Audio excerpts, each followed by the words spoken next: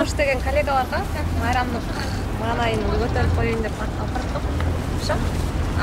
Мен үйдө азыр экениме, алар калса клатч алып бердик. Ошо.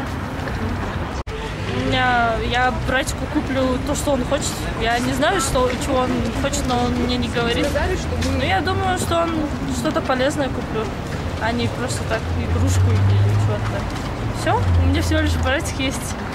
А друзьям уже подарила. Я уже футболки подарила им. И все. Хочу подарить его своему другу лучшему, его Демид зовут. Он постоянно мне помогает, меня поддерживает, но он мне очень дорог, поэтому я взяла ему подарок. Не служил, не заслужил. Мен өзім атама бөлек, атам өзімнің атам жақта емес. Атам емес алам. Атама бөлек өзім сағат бөлек қылайын деп жүргем. Құдай бұйырса, бүгін азыр алып кешке мал салайын атама. К сожалению, менің байкем жоқ. Только подарок атама берем.